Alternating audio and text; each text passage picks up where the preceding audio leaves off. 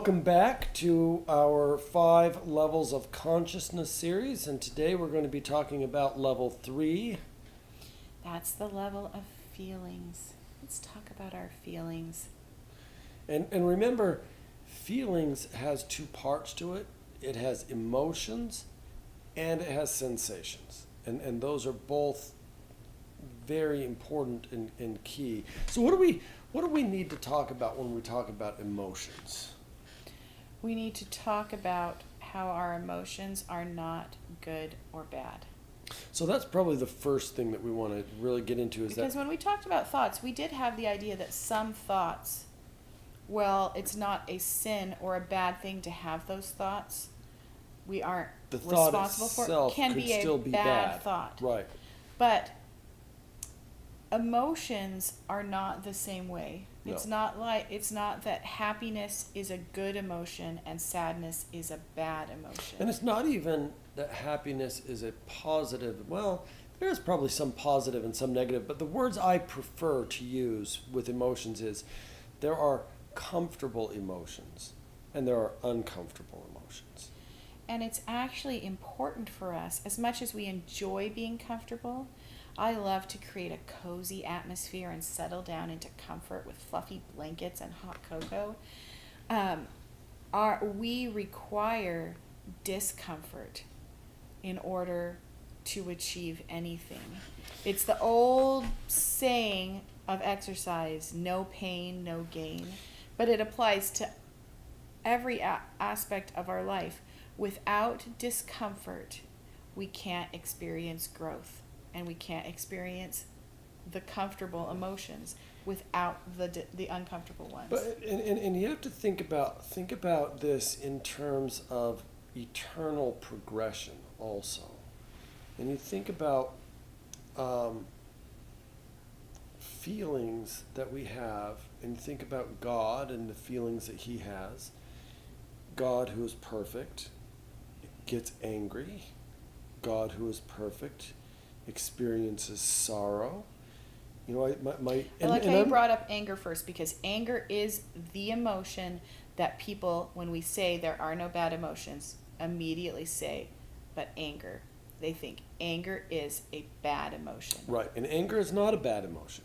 But I'm going to point something out here that's really important to recognize. Emotions are not bad or good, but our response to our emotions can be bad or good. So if I feel angry, that's not bad or good. It's just I feel angry. But if I yell at my children, that's bad. And you could even say feeling angry is not bad, but acting angry is bad. And that's where the confusion comes, is that you say, if we say it's not bad to feel angry, anger isn't bad, and then people think, oh, well, then having a temper tantrum, that's not bad, that's how I feel. People somehow feel like they are justified in any action if the action matches their emotion. Right. And what you have to remember is your emotions or sensations are not you. And I so often get people who come into my office and they say, well, this is who I am. They say, I'm angry. I'm angry. Don't try to change me because that's who I am. And I'm like, no, it is not. You feel anger. That's not an identity. And we have the same problem with all sorts of feelings where people are like, well, I feel like this, so I need to be true to myself. And your feeling is not yourself. You are not how you feel. In fact, if any of the levels of consciousness were to define who you are, it's your actions. But really, even your actions don't define who you are. I would think if it was any of them, it would be your context. Your context, in a way, feels like the most authentic version of you. At least it feels that way. We're talking about feelings. I know we're talking about feelings because the thing is that when we talked about in the earlier lecture to become or not to become, That's about our actions. Yeah. It's not about what we're feeling or even what our context is. It's about our actions. Feelings sure are powerful.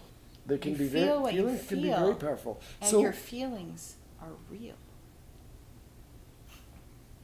To quote, well, that's true. Frozen 2. Your feelings are real, but they're not always true. Yes. Okay, that's a really good distinction.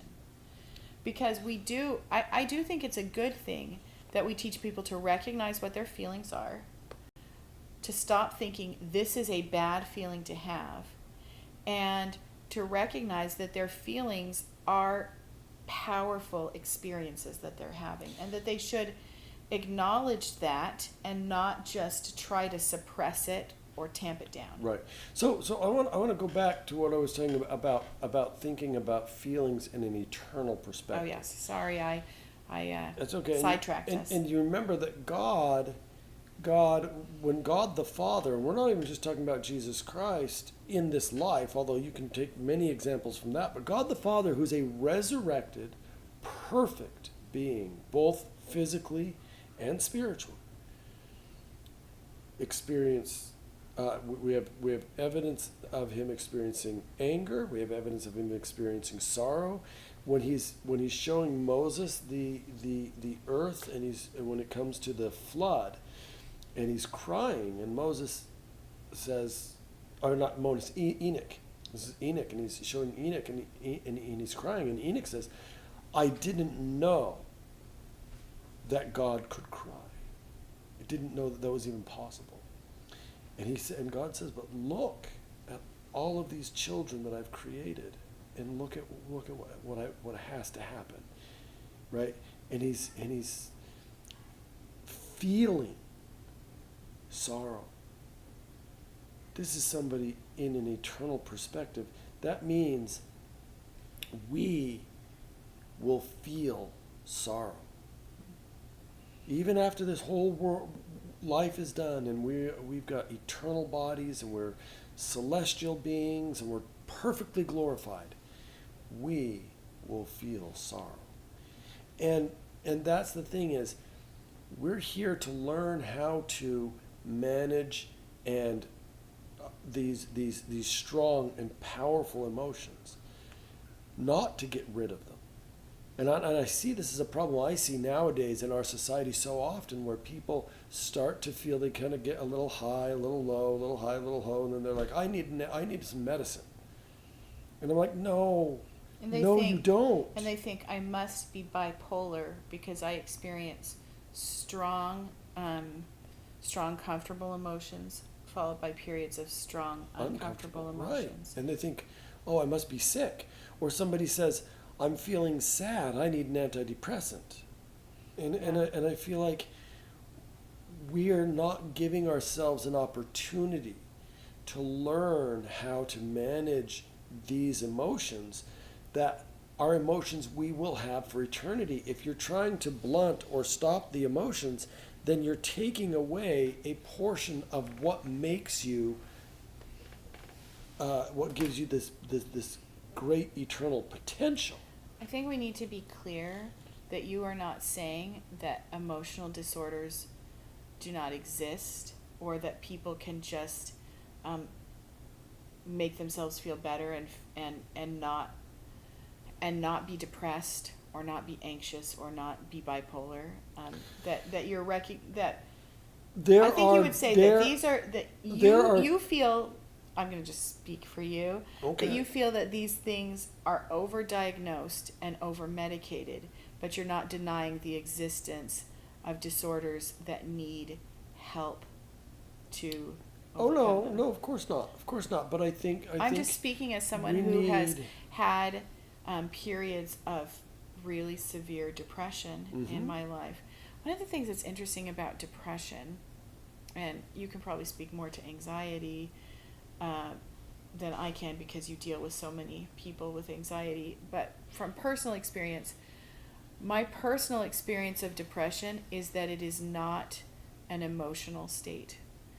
That severe depression comes with a numbness of emotion. So rather than feeling an uncomfortable emotion, what I'm feeling is no emotion. it's dark and it's hopeless and it's terrible. I've often said that when I'm depressed, I lose the concept of happiness. It's not only that I am currently not happy, but the whole idea of happiness ceases to exist for me. And that's because it's not an emotion, it's a context. Depression, anxiety, both are context. Okay, so we can approach those more when we get to level 4 and we talk about context. But just acknowledging, when we're talking about feelings now, we want to acknowledge that there are disorders that we're going to address at level 4. Right, but the psychological disorders do not belong in level 3. The psychological disorders are level 4 issues. They're not level 3 issues. They're identity issues. Like you said, you lost the identity of happiness and joy. Yeah, as a concept, as a part of reality. Right. And so that's a level 4 issue, not a level 3 issue. Yeah. Level 3, we're talking about feelings, and you need to have a full range of feelings. And you need to feel them strongly. And then and you need to be okay with the fact that sometimes the feelings are really hard and strenuous and difficult to deal with. Super uncomfortable. So here's the other thing. You have to remember that you don't have control. And I mean no control. You do not have control of your emotions. You can change your emotions using actions. Again, that all goes back to actions. That's why that was so important. But you have no control of your feelings. You feel what you feel, and that's okay. I like how you often say you can't happy sadness away. Yeah. You can't change your emotional state by just trying to put another feeling in its place. You can't feel a feeling away.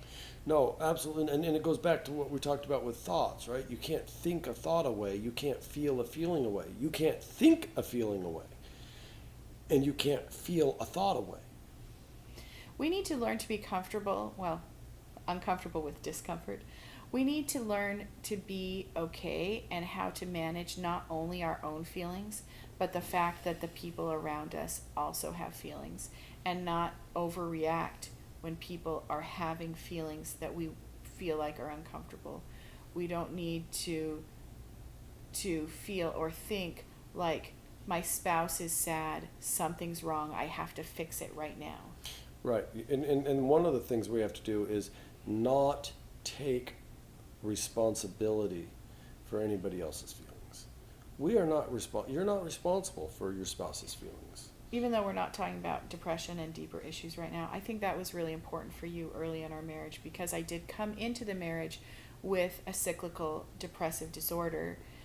It was really important for you from the beginning to realize that you couldn't be responsible for whether I was happy or not. Right. And that you couldn't feel guilty because I was having difficult feelings. Yeah, no, I think that's absolutely true. And being able to be happy while you were unhappy was important. I think it was important for our relationship, because if I couldn't have been happy, that would have been really hard on both of us. Oh yeah, it would have been impossible. And so being able to stay, so I do credit a huge amount of our happiness in marriage to the fact that you were able to maintain your own emotional state regardless of what my emotional state was, because your default emotional setting is a more comfortable emotion. Yeah. It has a positive influence on our home. So the thing then is to recognize that a feeling is a feeling, and that's okay. What you do with that feeling or how you respond to that feeling really matters. So here's the thing to remember. You don't have control of your feelings, but you can, again, use actions to change a feeling, and you should use actions that again, create that cognitive dissonance. Okay, so before we go to how to change the feeling, how do you recognize when a feeling needs to be changed? If we're not saying this feeling is bad, why should we change it? Well, It's interesting because that's not an easy question to answer because, for example, I'm not going to give you just the easy questions. Yeah. Why would we have just easy questions? So we need hard questions. Yeah. So the thing is, like, for example, if somebody's grieving, somebody's lost a loved one, it would not be appropriate to try to change that grief too quickly. That wouldn't be an appropriate thing to do. But if I'm just feeling sad, I wake up in the morning, I'm kind of grumpy. That's an appropriate time to say, you know what? I don't want to be grumpy. I'm just going to hurt other people. It's going to make my day miserable. So I'm going to do something to change that, right? And when you say I'm going to do something, that's what I mean. I'm going to do something to change it. Now, so mostly you said I'm going to hurt other people. The biggest reason to change your emotions is when you feel like they're likely to lead to actions that are going to negatively impact you or the people around you. Right. So the main purpose for changing our emotions is to make it easier for us to act in the way that we want to act. Right. So that we can act towards people the way we would like to act towards them. Again, like with thoughts, you want your primary tool to be creating cognitive dissonance. And actually, I tell people all the time, music is an emotional tool. Music is great. So an action that I frequently use with clients when they're having feelings that they don't want, when they're grouchy, angry, whatever, is to have them listen to a playlist that is in direct contrast to what they're feeling. So if they're feeling sad, then they want to listen to a happy playlist. If they're feeling angry, they want to listen to a peaceful or calming playlist. If they're feeling anxious. If they're feeling anxious or worried, then again you want a peaceful playlist. If they're feeling, there's one that I did the other day with somebody, and they were feeling discouraged. Then you want to listen to uplifting, encouraging, or a powerful, encouraging playlist, right? So you want to create the opposite feeling to what you're feeling in your playlist. I did this summer. I came into the summer. I tend to really dislike feeling overheated. I don't usually think of the summer as my favorite season. And I wanted to create for myself a summer that I was not dreading. So I was looking at things to do to say, what will make summer an exciting, fun time for me? And I got a prompt from an app that I follow, that I use, from Gretchen Rubin, who wrote The Happiness Project. And the app said, pick a song that represents the feeling of summer for you. And I thought, I'm gonna do even more than that. I'm gonna create a summer playlist. Mm-hmm. And so I spent a lot of the summer creating and adding to this playlist of what I think is the ideal feeling of summer. It had a lot of Beach Boys, it had ABBA, it had fun childhood favorites, it had some newer songs that I liked. A lot of them were just songs that reference summer and were upbeat. Some of them created specific feelings that I associate with summer, kind of tropical, beaches and things like that. And then this summer ended up being a very emotionally difficult summer for us and our family. There was a lot of grief and personal loss in our family and in our close friends and neighbor group. And it could have been a very, very emotionally uncomfortable summer for me. And I'm not saying that I haven't grieved over the summer, that I haven't felt heavy and sorrowful, but I've used this summer playlist an awful lot to combat times when my emotions were feeling heavy and to create a feeling of summery fun in my home. It's been amazing for me. Yeah.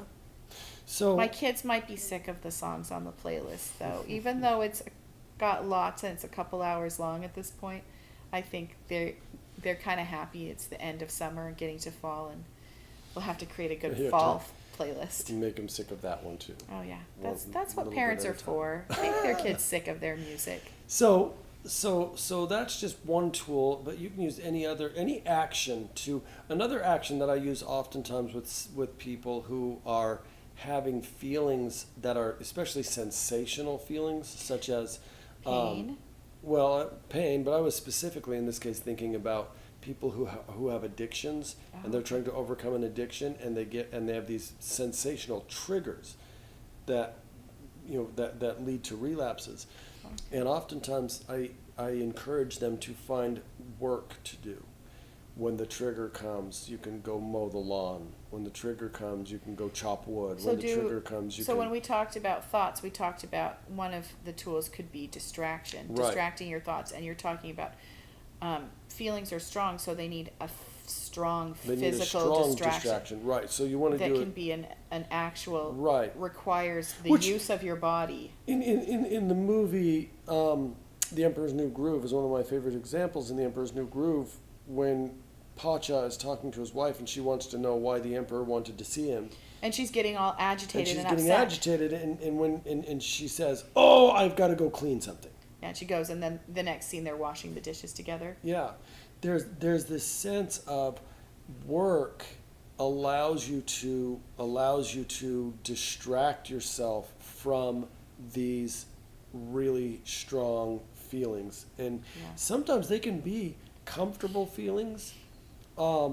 Exercise works really similarly to work. I mean, exercise is in a sense a type of work for your body. Right. So going on a walk or a jog would be a great way to deal with strong emotions, lifting weights. So just distraction. It's also true that if you are exercising regularly, you have a natural proclivity to not dwell in uncomfortable emotions as long. Right. So you have these. So the things about emotions that we've really gone over that are really important is you don't have control of them. They're not good or bad. They just are. Finish what you were going to say. We've talked about how you can use your actions to either create a cognitive dissonance, a contradicting feeling, or to use actions to distract you from the feelings, and in that case, the actions should be something more physical in nature, because feelings have that a little bit of a strong,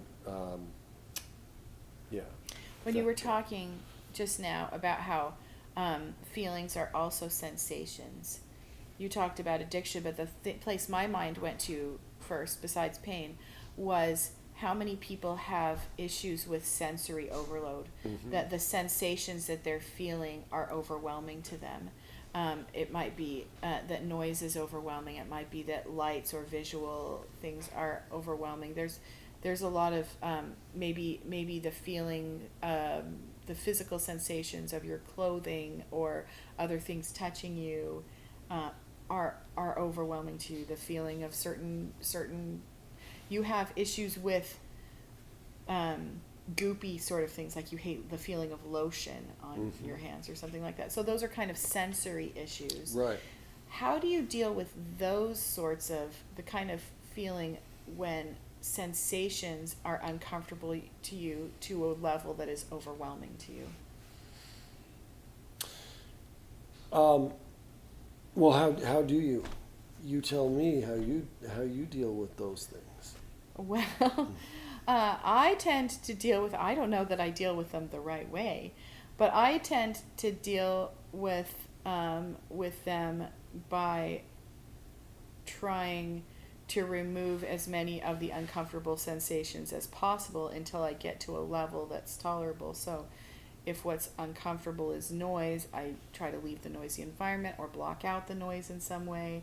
I think that's how a lot of people manage it, is by reduction of the uncomfortable stimulus. But I don't know if that's the right way. Sometimes you can't reduce it, and then you have to do something else. Then you probably have to use a distraction. And then you would use a distraction, and the distraction usually would be another sensory thing that allows you to again, you're doing you're doing the same thing that we've talked about. You're creating a cognitive dissonance. That's why people have all these calming strips that are fidget things, or have kind of sense things on them. So, because the point of those is to distract somebody who's so overwhelmed. when I'm working with autistic children, this is really common with autism as well as with ADHD. Right. So oftentimes with autistic children, I will have the parents create the 5-item box, and that's where they have a box, and they get to and the child and the parent work together. They find 5 things that they can put into that box, that are things that are soothing to the child. So it could be a visual thing. It could be like sometimes they like those little things that you turn them over and they've got the like a lava lamp type thing, right? Or they can be a tactile thing. Stuffed animals are really common. They like to have stuffed animals. Does anyone choose things that they smell, that they really like the smell yes, of? Yep, smell. Because that would be a thing I would do. Things that you can smell, things that you can taste. So usually you almost always maybe a piece of hard candy or soft candy. It doesn't have to be hard. No, but it's true. A piece of candy oftentimes. I'm just thinking that a hard candy keeps the taste going longer. That they have in there. Well, the thing is that the box is only allowed to be taken out when they're being overstimulated in one way or another. And then they choose one of the items from the box and they spend 5 minutes with it. So it doesn't matter what it is, they have to spend 5 minutes with it. If it's candy, oftentimes I usually tell them get individually wrapped candies, because a part of the process is opening the candy. It's feeling the wrapper. It's smelling the candy. It's tasting the candy. It's feeling the texture of the candy. It's looking at the candy so you can see what it looks like. So this might feel kind of like a mindfulness exercise where you're focusing on the sensations in a mindful way of a particular object. Yeah. Yeah, that's exactly what it is. And that's usually been my experience of the best way to deal with sensory overload. Is you would think it's to minimize sensation, but it's actually not. It's actually to maximize comfortable sensation. Yeah, now that you say that, I realize I use a lot of scented wax melts or candles. Or other things that I feel like create a quiet music. I do use a lot of things that I feel like create a comfortable environment. Right, and that's what you want to do when you have a sensory overload. Is don't worry about minimizing. Now it doesn't hurt to minimize, but more importantly is to maximize the comfort than to minimize the discomfort. And again, it's a cognitive dissonance. I'm uncomfortable with this sensation. Great. I'm going to go over here and I'm going to use this comfortable sensation. And I'm just going to create this cognitive dissonance and make this stronger than that. Yeah. You have to overpower the uncomfortable until it gets to a bearable level. Yeah. All right. Well, are we ready for homework? Are we? We are. Have we talked all about emotions? Boy, I could talk about emotions for a lot longer, but I do think that we've talked about the most important things. So the homework today is a really simple homework assignment. I want you each to take this week and find 25 vocabulary words for different emotions that you're not currently really familiar with. New vocabulary words, and you should have at least 10 sensations and at least 10 emotions. And then the other 5 can be whatever combination you want. One of the things that can be fun with this exercise is that there are other languages that have words, emotional words that we don't have in English. So especially if you're having a hard time coming up with enough English words that you aren't familiar with, try looking for words that mean emotions. Look for a list that'll be like words for emotions we don't have in English. Some variation of that search term. That's a really great place to go. Yeah, you can definitely do that. But I will tell you this: when I was in Logan, Utah, working with a men's group, we were able to identify just in a single week, we were able to identify, I think, 550 feeling words that nobody in the group was familiar with or was using on a regular basis. Yeah, so it doesn't have to be a word you don't know the meaning of. Right, right. Not one that you're regularly using. Yeah, these just have to be words that are not in your common vocabulary, that you're not using regularly. But I am elated to hear that homework assignment. It's so just joy bringing to me. Yes. So have fun with that assignment, and we will talk with you in our next class. All right.